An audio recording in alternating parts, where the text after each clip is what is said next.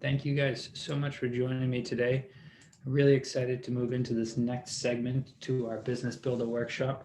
Today, we're going to talk about how to take your job and turn it into a business. What I mean is, a lot of people are out there thinking that they have a business, but the reality is they work like an employee. They don't really have a business that runs on its own. They have a business that runs by them being the best at doing anything. We talked in the very first lesson about, do I own a business or do I own a job? So today we're going to talk about how, if you found out through the past few weeks that you own a job and not a business, how do we take it and turn it into a business? It's pretty easy. So we're going to break it down here today for you. And we're just going to help you out with understanding how to take that business job, small business where you're working all the time, and make it into something that can continue to feed you. First off, we went over this the first day. What's the difference between a job and a business? Well, a job is something where you work for somebody else. Something where you show up every day to a brand new thing. You do your thing, you get paid your hours, and you start again the next day. A business is something that is slowly but surely snowballing up, growing, creating systems, and continuing to feed morning, noon, and night, with or without the owner, continuing to do well based on the fact that a good system and process has been put into place. This is the key to the difference as far as how to know whether you have a job or a business. One of the key questions to ask yourself is, if I was to walk out today, would you be able to continue running without me? Would you be able to continue the business without my physical being? If the answer is no, chances are you're working as a job, or you're too much a part of your business in general, as far as not making sure that you have systems and processes in place that can help other people find success. Next, let's talk about how to start getting yourself from a job to a business. The first thing you want to do is document absolutely everything: the who, what, when, where, why, and always how. Who is responsible for the job? Who is responsible? Who is the client? Who is the person that takes care of the subcontracting? Who is each thing? The who is very important. What? What is it that we do here? What is it that we're looking to accomplish? What is it that we could do differently? When? When is our product at its highlight season? When should we hire the next employee? When should we cancel an order? These are all questions we need to be asking ourselves and documenting. Where? Where should we locate the business? Where should we sell our business? Where should we be found online? Where should we actually put our employees? These are questions, again, very important. Why? Why do we do what we do? Why do we do it this way? Why do we not do it this other way? These are important questions, again, because we're looking at like the actual processes. We're not looking at the outcome. We're not looking at the end, the beginning. We're looking at the whole thing and saying, how do I make this process here more efficient? How do I overall put this process into place where it can be duplicated and replicated unlimited times with the same consistent result? The truth is, for a lot of people, that's a challenge, and that's why we're here today, and that's why you're here today, is you understand the importance. It's just about learning how to do it. So the how. Why do I say always how? Because the how is very important. How do we do what we do? How do we constantly get the results we're looking for? How can we ensure other employees get the results that they're looking for? The truth to all this is to systemize and automate, and to make processes, to make sure that people have exact guides on how to do stuff, whether it be emptying the trash or making up how to make a cake. It doesn't matter what your business is, needs to be documented. And let's just go over one, like what I mean. What do I mean by documenting it? So say emptying the trash, the who. Who's emptying the trash? So we assign it to which employee. The what? The job, emptying the trash, right? When? Is it daily? Is it weekly? Is it monthly? When do we empty the trash? Where? I would say empty the 6 trash barrels. Where? Located in the kitchen, dining room, in the 2 bedrooms, as well as in the office. Why? Right? The why. Why do we have this going on? We want to make sure that each employee understands that they're an integral part of the whole solution to the business. So the why is for smooth operation of the company. And how? We would list out a step-by-step process. Go to supply room and take out 6 trash bags. Go to each trash barrel. While removing the trash barrel bag, make sure to push it down, being careful not to cut yourself if there's anything sharp in it. Tie the bag and bring it out to said dumpster. Dumpster is located in such and such parking lot.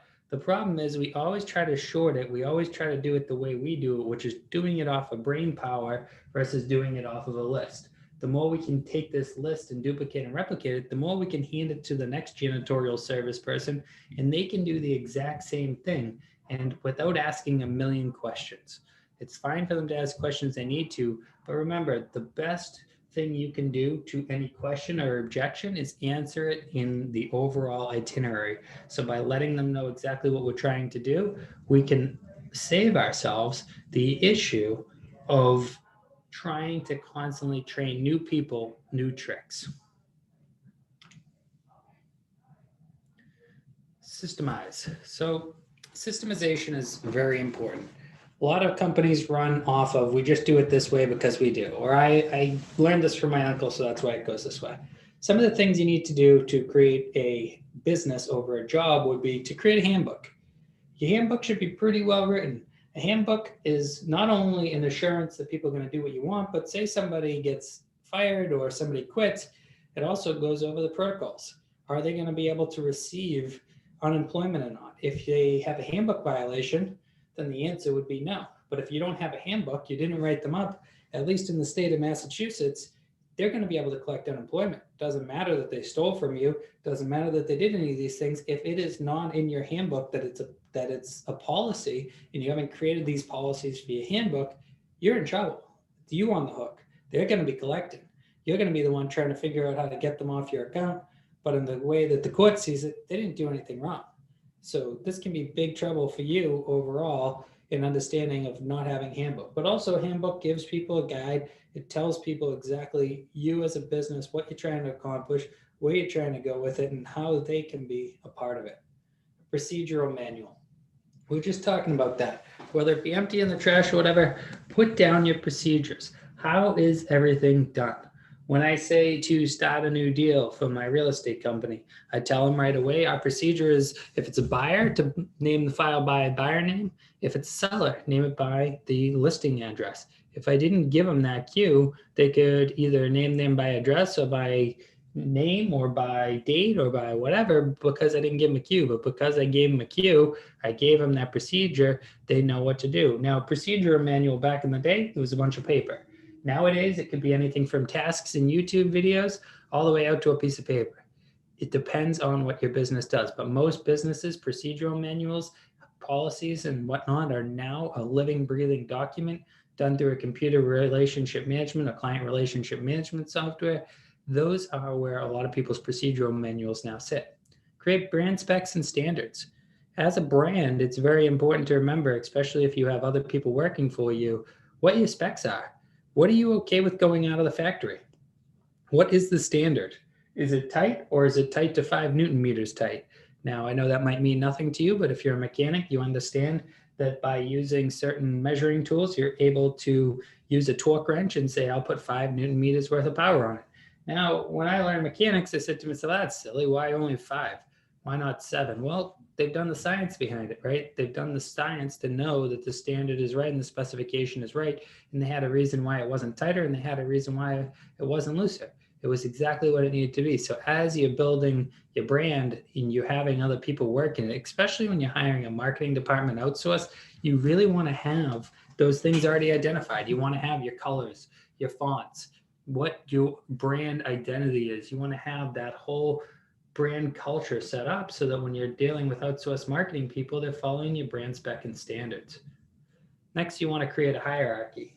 If you're unfamiliar with the word hierarchy, it's just basically similar to a family tree, but instead this is showing people as they work their way through the company, who their responsible manager is and what people they manage and what departments they manage and who goes to who for what. This is a very important one that gets lost in translation often. When does this most often get lost in translation? When we have a family business and we have 2 partners that run the business, couple of people where they are in a relationship with one another, husband, wife, boyfriend, girlfriend, boyfriend, whatever it be, but they don't say that this person is a manager versus that person is an employee. They all just act as managers and employees arbitrarily or at random. And the whole employee staff wonders, like, okay, when John comes over and tells me to do this, and Joe comes over and tells me to do that, do I listen to John or Joe? Because I don't want to make John mad that I listen to Joe, but I also don't want to not listen to what Jill said, but what Jill said is different than what John said. This creates confusion. This type of confusion leads to employees leaving. People get mad when they don't find success. So creating clear paths to success is ultimately going to help you more. Create job descriptions. So you have a hierarchy, you know who's in charge of who, but who does what? Job descriptions, and it's funny, but when you first start, your job description should be every single job that happens at the company.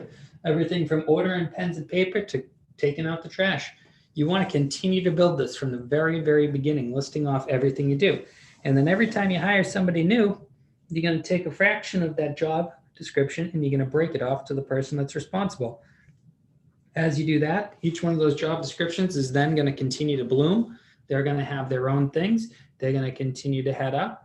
And you're going to see that if you do it that way, you're able to then slowly but surely make sure everything in the company is being done. There's never a day where you walk into a room and go, oh, geez, that wasn't done, this wasn't done, because your job descriptions are going to cover all of them.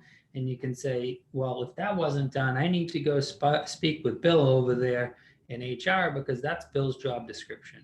And then we have accountability. So accountability through job descriptions and hierarchy.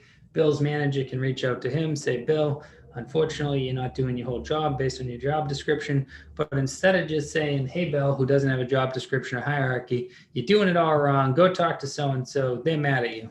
That's not the way business should work, and that's why people quit a lot of places very early. Create a marketing plan.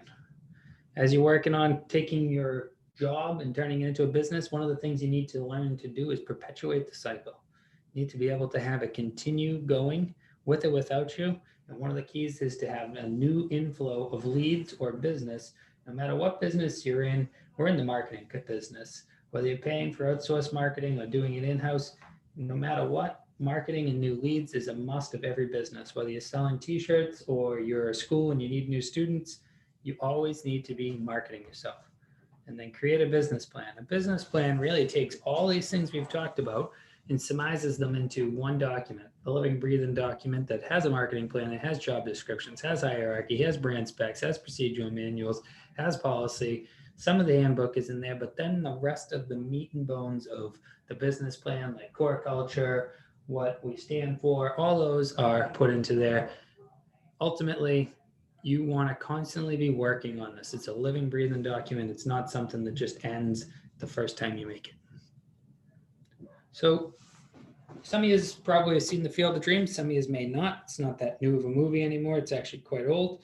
But basically in the movie, they talk about if you build it, they will come. The truth of the business is nobody walks into a McDonald's after a new one opens and is happy with the idea of buying their lunch out of a brown bag. And then eventually when that McDonald's is successful, they get McDonald's bags. They expect the McDonald's bag day one. In business, no one goes to your restaurant and says, wow, this is a really, really rundown place. I'm going to keep eating here until they upgrade it. Nobody goes, oh, wow, this is a discount real estate brokerage. It's run terribly, but if enough people buy from there, they'll get better. You need to build what the client desires ahead of them actually showing up, as well as employees. Employees don't always want to join a company, especially non-desirable. So if you build it, they will come. It's not the other way around. Once you give me your money, I'm going to build an amazing machine. Yes, it happens to go that way a little bit. The more income and more revenues we have, the more we're able to modify. But it is not a if you build it, they will come type of thing. It's you have to do it. You don't have a choice of building it after. Leverage. Leverage. We've talked about this on several of the different slideshows here in different modules. The key to remember is that nothing is easy without leverage. And 40-hour myth, or whatever you want to call it, the idea of working 40 hours and you're going to make all the money in the world and then you're going to be rich is a lie. So leverage is a way to work off of other things. So a wrench, when we use it, has a longer handle, or a screwdriver, that creates leverage. Or just the simple thing of a lever. Picking and moving a rock with a long bar is easier than moving it with a short one because of the lever action of leverage. So leverage overall means building off of a force. So hiring is one of the key points of leverage. It's other people's time, right? Using other people's time, paying them a wage that is less than what you earn, but more than what the minimum wage is. You're paying them a desirable wage, paying them well, but also knowing that that is a point of leverage. You're able to use their hours. Maybe you pay them $30 an hour, but you bill out 120. You're taking them, giving them that 30 out of the money, and the rest is going to be utilized to actually put together the company. Equipment's a great form of leverage. Whether it be you're a landscape company and you have a 18-inch push mower and suddenly you upgrade to a 48-inch ride-on lawnmower, or you're a real estate brokerage and you're working with a tape measure and suddenly you get electronic tape measures and you're able to measure homes quicker. Leverage comes in all different ways. Some make you more money for less action. Some save you time. Some save you time, money, and energy, depending on the one. But buying the correct equipment, say, for instance, the real estate one I said, buying an electronic tape measure, it takes about 1/5 the amount of time to measure a property as it would to pull the tape measure out. So what does it save us? It saves us much more than the value of the machine. It says you are able at that point to do it in a quicker fashion. Facilities. So depending on your situation and everything, and obviously you can't just leverage up moment one and just jump into the best thing. But facilities is one of the places where people screw up big. Whether it be parking all the way down to where people work, having production areas that constantly need to be manipulated between jobs causes loss. What I mean by this, say you're the company that by the end of the night, when you put the last van into the parking lot, it's like a Jenga game or a Lego game or a Tetris game where you put everything back and then you have to pull it all out. Well, then suddenly you notice you need something from the back. The next thing you know, you're shuffling them all. Facilities, you really want to think about when you're putting them together. You want to think about the process and you want to have it down to minutes and seconds. If you have an employee on an assembly line and you're setting up the building, it's not up yet, you can put a direct path for them to move from one thing to the other and it takes 15 seconds. But instead, you do an indirect path that takes 1 minute, meaning you have 45 seconds for each individual time you do that action at an additional time across an entire day. Every 2 times you do it, it's 1 minute 30 seconds. Every 4 times you do it is 3 minutes. So say we did that thing 40 times a day, that's 30 minutes a day wasted time. 30 minutes a day times 5 times a week is 2.5 hours a week, times 52 is 100. It's like 120, 150 hours. If you look at how much you pay people an hour, you're going to notice that the numbers are real. So setting up your facilities correctly to save time, money, energies, reduce safety challenges, all the different things we can do to plan. Another thing is protection, right? The protection of the product. If you have a facility where you have refrigeration and stuff, is it set up correctly? Is it in the hot part of the building? Did you move the heat condensers, the things that actually take in the refrigeration units? Did you move them to the roof of the building, or did you cheap out and get a refrigerator that has the condenser right on the side of it that leaks heat into your facility that you're paying to air condition, even though for $100 extra you could have run piping upstairs and it could be outside. Looking at facilities, making sure you're up to date is big. Technology, I don't even know if I need to go over this one. I think everyone understands technology saves money, time, and energy. But buying the wrong technology wastes money, wastes time, and wastes energy. So making sure the technology you have is top of the line, but also streamlined enough that people can use it and not get confused while using it, that's ultimately going to help you create a business. Capital is a great type of leverage. Are you using other people's money? Are you using credit cards? Are you using long-term SBA loans? Are you using your own home equity loan? Are you using a cash source from another person, a cash investor, an angel investor? Or are you just using capital you have? Deployment of capital and leveraging off of it is a big part of business. Outsourcing. When we're a real business and we're not just working as a job, we start to stop thinking about people as, oh my God, I need to keep this person working because I love that person, they're amazing, and I know I'm taking a loss in my business, but because I love that person, I'm willing to take the loss.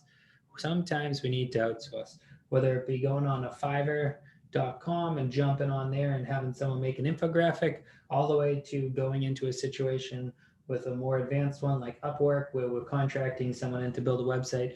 We need to know where we work best, what we can do best, and when we need to outsource through doing that and take advantage of the leverage of somebody that already understands what they're doing in that field. So now that we talked a lot about the different things, we talked about getting the business plan in place, learning leverage, looking at the marketing plan, looking at all the different things, trying to figure out where the profit's going, looking at the money. It's time to set the plan in motion. So it's time to analyze your numbers, to go through and say, this is how much I spend on each processes. This is how much it costs me. This is my return on investment. Looking your numbers over at the highest level. Worst case scenario, best case scenario, checking it all out. Next, let's also look for the issues. Let's look through our business and find out where the issues are. This is something that after we've been going, we're going to start to see as we implement this, some issues pop up. So what we're going to do is we're going to study those changes. Why did these issues pop up? Now that we have this new system, what's going on with these issues? Why? So we study it. And then what do? We take and we fix it by implementing changes, right? And then where do we go after we implement changes as we're trying to put the motion in place? We repeat. So no matter what, these are dynamic plans, not static. Too many people think, I'm going to make a business plan. It's going to be perfect. It's going to be everything I need, and I'm going to run off it for years. Truth is, pretty much every month, or maybe every quarter, or every 6 months, depending on the business, you need to take that business plan back out.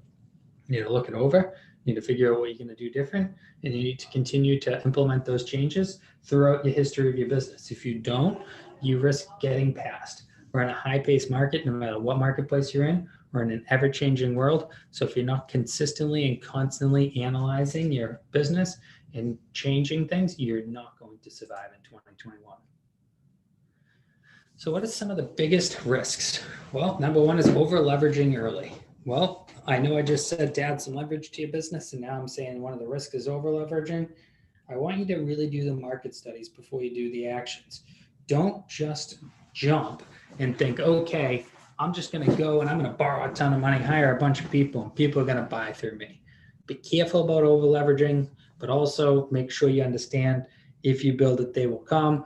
Do your research, check your numbers, run them as many times as you can, and then put them to place. Trust issues. This is a huge one, especially if you've been doing it all yourself the whole time. If you're a do-it-yourselfer, you've been going from the beginning, you're the only person that works there, and suddenly, say you're a pizza kitchen, you went from being the guy who throws the dough, does the whole pizza thing, to being the person who's just up front. It's very hard. It's very hard to trust that new person. And this is something that a lot of business owners fail with, because your employees or your contractors, anyone, they can fail whether you trust them or not. And as soon as they feel like you don't trust them, there's no quicker way to ruin the relationship. They're not going to want to work for you when you don't trust them. So trust is a huge thing. And ultimately, we need to show trust before. Too often we say, well, I'll trust them once they prove themselves. Well, this is a, standoff type moment. Like, I'll show you yours. I'll show you mine when you show me yours, that type of situation. We don't want to be in that situation, especially with new help. We want to make sure we give them the full trust they deserve, allow them to screw up. If they screw up, then yes, we have to make action, but we need to allow them that full trust. Another big risk, quality control. As we're growing out, and I'm telling you to trust people and paying attention to everything, you also do need to watch quality control. All the while, you might have thought you could do it the best and better than everyone else. Maybe there are people that can do it just as good as you, but you do need to make sure you watch the quality control as you add people on. And then market penetration issues. This is a big risk. So maybe you thought it was a lot easier to get into the market than it was, and you don't have quite the hold you thought you were going to have. Paying attention to how you're going to market and what the market looks like is a huge deal. So if you're having market penetration issues, you probably really want to talk with a marketing person, or you want to talk with the local market and find out why they're not actually going for you. Might want to have a consultant, a business consultant like myself, come in and try to help you overall figuring out what's going wrong. But heading forward with a market penetration issue can lead to a dead budget, having spent all your marketing and having gotten no results for it.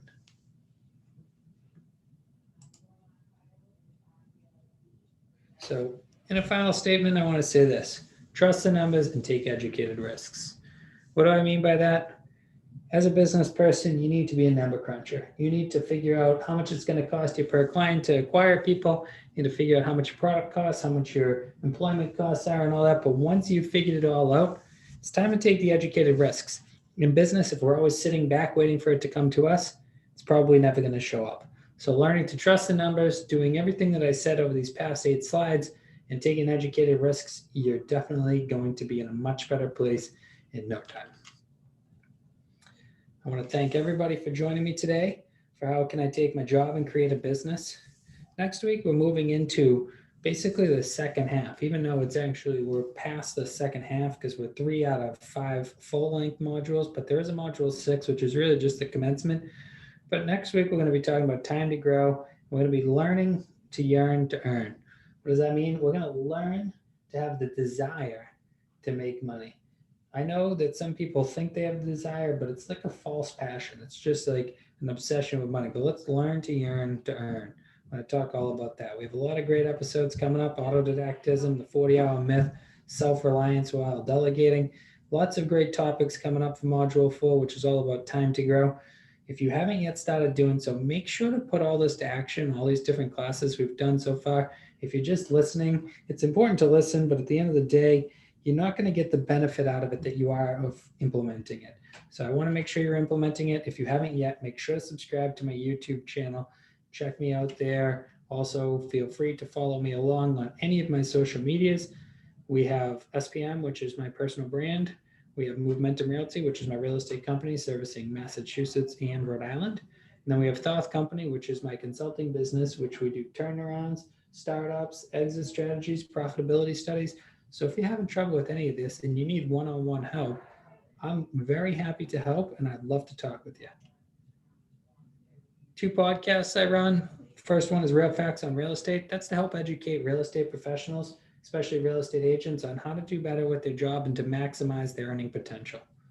Home ownership is made for home buyers, sellers, and owners to better understand how to be a better homeowner and how to get a house at a great deal or how to sell your house for the most money, all the while taking care of it.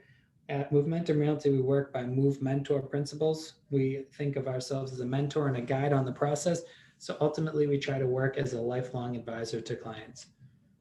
Last but not least, my name is Shawn Patrick Moloney. Thanks for joining me today. I'm the owner of Movementum Realty as well as Thoth Company, and I really appreciate you joining us today here on this live.